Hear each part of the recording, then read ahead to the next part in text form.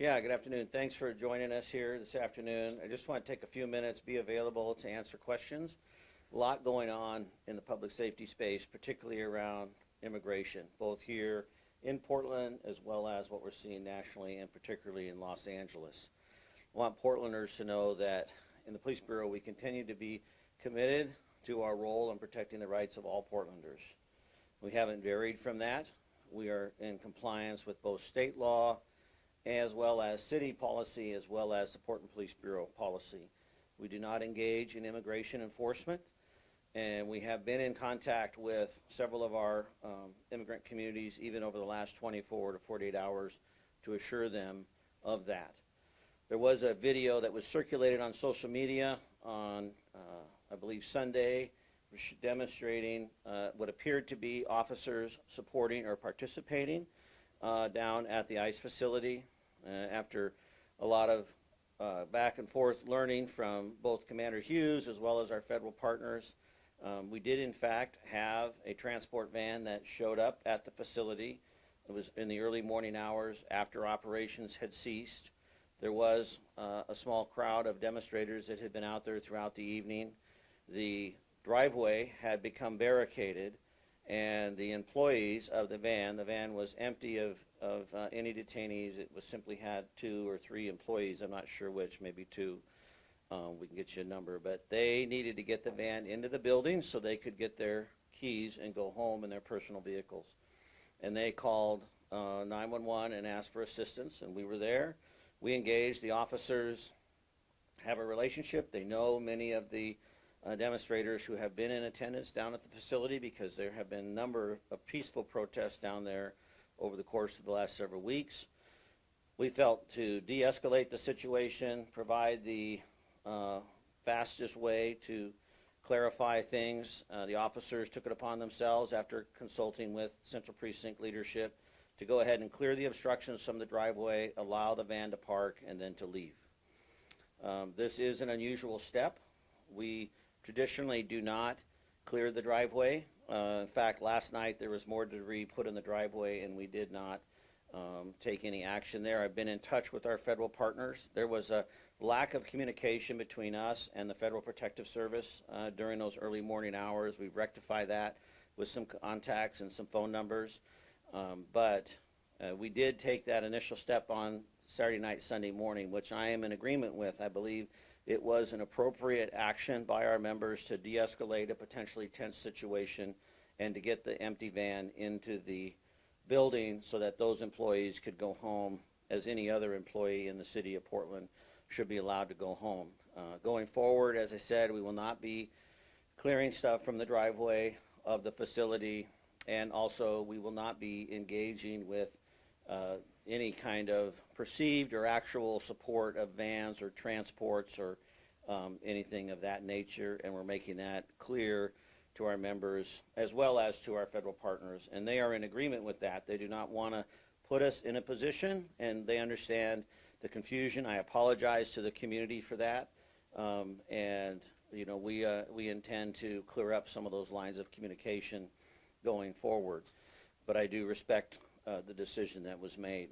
It really, over the last 24 to 48 hours since that time period, we have made a couple of arrests down there for ongoing vandalism.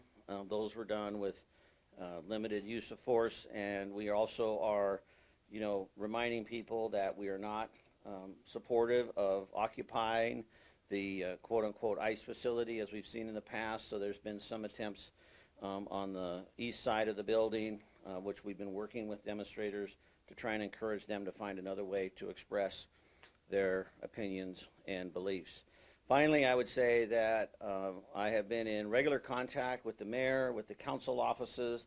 I appreciate their engagement, their concern, as well as their support. We are also working closely with the governor, the attorney general. The state of Oregon is very united in our belief and understanding and values around immigration and protecting the rights of all Portlanders, and that has not changed since we began this conversation, and I intend to keep that top of mind going forward. Questions, or did I answer everything? Question off of the 2020 elections that we all had to deal with in those protests. What do you want the public to know about how you guys are going to differently than you did before? Well, we have made great strides since 2020. We have really taken a hard look at many different aspects of how we manage crowds. And when I say manage crowds, as I said to counselors this morning, I don't see it as the police managing the crowd. I see this as Portland managing its own behavior. We have had a number of demonstrations since the first of the year, some totaling in the several thousands. We expect there to be a large-scale event on Saturday, the 14th, and I couldn't be more pleased or encouraged by the way that Portlanders are showing up and expressing their First Amendment rights and not engaging in violence, not engaging in vandalism. That still is not an acceptable way to express our First Amendment rights. We need to be able to convey to all Portlanders that Portland is a safe city where you can participate. We have taken steps as an independent review that was done, and we've adopted many of those recommendations. Our dialogue liaison officers are having great success in coordinating and reaching out to organizers. They did try to engage the last few nights and were rebuffed at those attempts. We don't force ourselves on people, but if we can participate with them to help facilitate safe events. We're training more frequently. We are working closely with our training division and national standards. And we also, as you may remember, are doing things on an international level. We brought in a subject matter expert from London. We have actually taught in London. We are looking at best practices around the United States and around the country. And we are much better prepared organizationally to respond. But my hope and belief is that we will not see a repeat of the events that we saw in 20 and 21. In 2018, we had Occupy all the way down there for 5 weeks. I talked to the protesters down there today who are setting up an encampment, encouraging others to come down. They say they are going to be there for the long haul. What's the plan? Are you going to do anything or let them occupy for the next several weeks? Yeah, we will not be allowing them to occupy or set up. I haven't obviously been down there to see it myself personally, but our position remains the same, that we are not going to allow for things to get entrenched, and there are only negatives that come from that. Becomes much more dangerous for both community as well as for law enforcement. We know that ultimately it will need to be resolved, and when that happens, there's certainly increased amount of risk.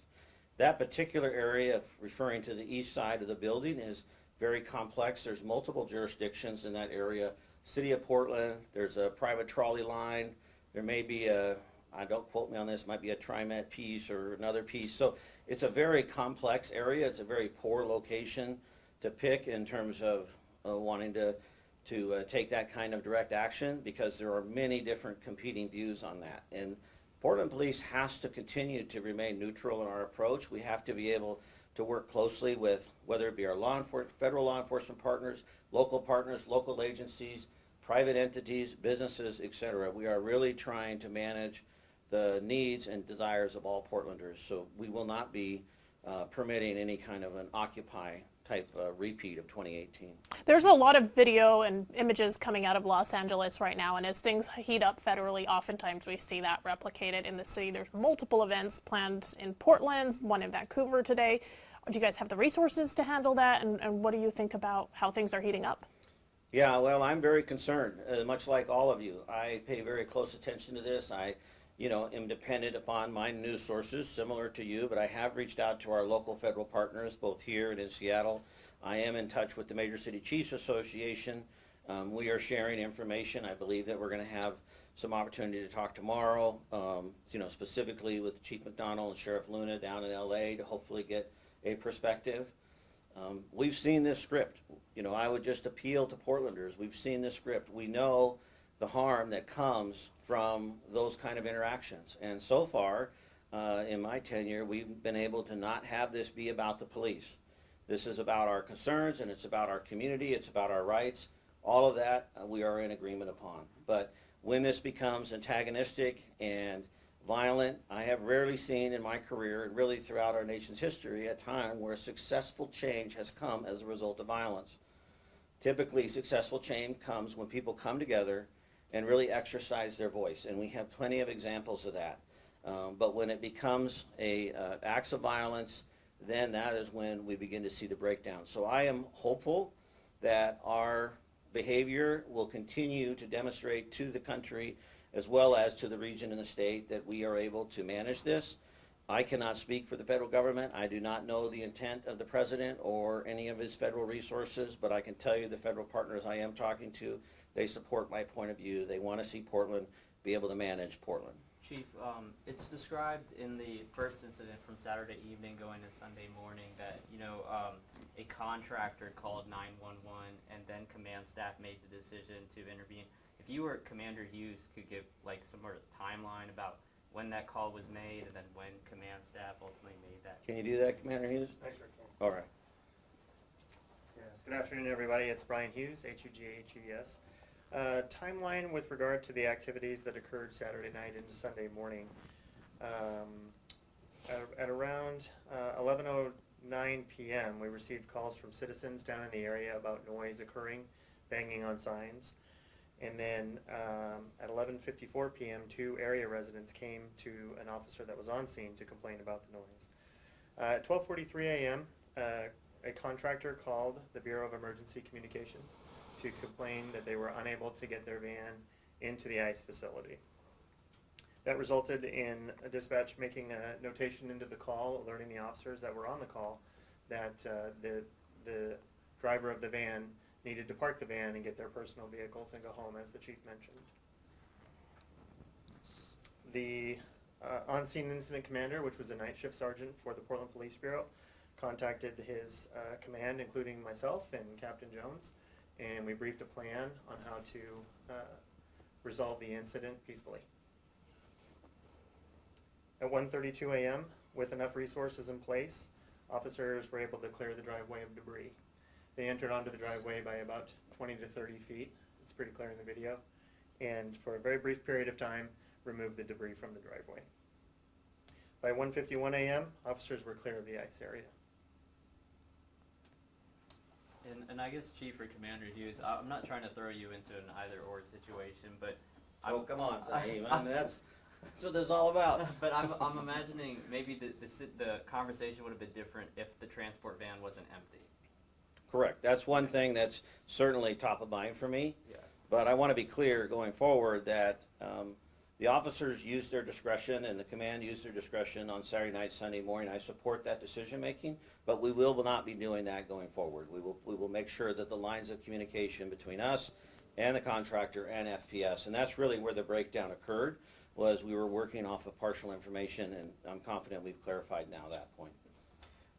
Was the city attorney's office consulted at all in this process, and can you speak to, how you would talk to folks about this being an instance where you have this state law that says do not assist? What would you tell the folks that this is a good opportunity for that discretion where you did assist? I'm going to go out on a limb and say you didn't call the city attorney at 2 in the morning? Or, Did not. Okay, so no, the city attorney's office was not consulted on this particular decision. Of course, we work closely with the city attorney's office, on a regular basis around this. Portland Police Bureau is trying to walk a very fine line, and I understand that, and it is not a perfectly straight line. It is one that is constantly shifting underneath our feet. The reality is that this effort around immigration is happening. It's not something that's we can deny. It's happening. As my friend likes to say, life is in session. This is going on, and we are being called upon to show up in that space in some way. And I am very clear and very certain that I understand the rules of engagement as they relate to immigration and immigration enforcement and the role of the Portland Police Bureau in that. And I've also said since the beginning that we are going to continue to be engaged with our federal partners. This is not a time for us to pull away. This is not a time for us to be separate in terms of what is in the best interest of Portlanders, because as we are seeing play out in LA, as we have seen play out historically here in the city of Portland, that once that separation occurs and there's that breakdown of conversation and dialogue, then we see more harm. Can I promise you that won't happen anyway? No. But the events on Sunday morning, the specific events on Sunday morning, I do not see as an assist. I see it as an effort to de-escalate a situation to bring it to a safe conclusion for everybody involved. But it is a good reminder for us on the importance of making sure that our policies and procedures are in place. I think we're going to see more of this. We're going to be challenged more. And I welcome, the community input, as well as, like I said, the mayor and the council and I regularly talking, as well as our community leaders about what is the best approach forward. You got two things going on today. You got the ICE occupation, and you also have this convention center protest. Do you guys have enough resources? Where are you focusing the bulk of your resources? Where do you think there will be more activity? Well, we're definitely making the Bureau sweat, as the mayor likes to say. This is a stretch for us and will continue to be a stretch. We've had the conversation about resources extensively over the last few years. I am proud of the way that the Bureau is demonstrating a high level of flexibility, and we are constantly evaluating, moving resources around, making sure that we can address high priority concerns and calls for service, continue to do investigations, and mitigate some of these public order events. I mean, right now, as I sit here today, I feel confident that we are doing that and we are doing that well. We are coming off a very intensive 2 weeks in general with the Rose Festival. This is a really all hands on deck season for us. We tend to like to sort of take a breath at the end of the Rose Festival because there is a lot of asks of our services and participation. I was at the parades, both Starlight and the Grand Floral, et cetera. We have a lot of other things that have been happening. But, you know, Portland Police Bureau is resilient, and I've also been in very close contact with the Oregon State Police. And Superintendent and I spoke today. I know the governor has offered their assistance at any time, so I'm comfortable that if we feel like we're wearing thin or we don't have what we need, that I can pick up the phone, and as they have demonstrated in the past, will partner with us to provide that support that we need. At the moment, is it convention center or is it I'm not ICE? going to speak specifics about tactics or operations. That's, I defer that to the incident commanders to make, you know, what's the best use of the resources and the folks we have, and then the contingency plans that they put in place. In terms of what you see being bigger, though? I don't have a comment on that. Chief, I just want to raise one thing that you put out earlier this year, a letter and a Q&A that lists out where police might help, may or may not help immigration. And there's like a paragraph in here that talks about, officers are authorized to respond to emergency calls for cover assistance, to have a code 3 cover, injured officer, shots fired, specifically those requests from ICE, CBP, or I guess you called this an unusual step. Is this policy kind of written here what you're going to follow moving forward, or? Yes, I mean, I still stand behind that policy decision, but, the world of policing is very fluid. We have to be able to empower our people to make decisions. I mean, it's 1:30 in the morning on a Sunday. It's complicated. There's a lot of competing interests, and to the best of their ability, they're trying to make what they see as the best decision going forward. And I believe parking an empty van back in the facility so that two employees can get their personal vehicles and go home versus trying to have the van do that themselves, engaging with protesters and whatever that outcome may or may not be. But I readily admit that it is unusual. It's certainly not life-threatening in that particular case as outlined in there. Yeah. So that policy remains, but we cannot be static. I mean, one of the areas where we struggle, both in policing but also in our relationship with one another, is when we are so bound to a certain set of beliefs that we are not able to see the competing truths that exist. Two things can be true at the same time. And it's in that dissonance where we, I think, come together, where we grow, where we learn, where we get better, where we get more effective. But if we just stand on one side or stand on the other and point fingers or blame or not look for ways to bring us together, I think that's where the harm occurs. And so, I think those people, those officers, used a way to manage that dissonance in a safe way, and then we're done with it. I think we're good. If you could say one thing to both the people that are down there demonstrating as well as the people of Portland, they're two different groups. What would you want Right. to say to them? Right.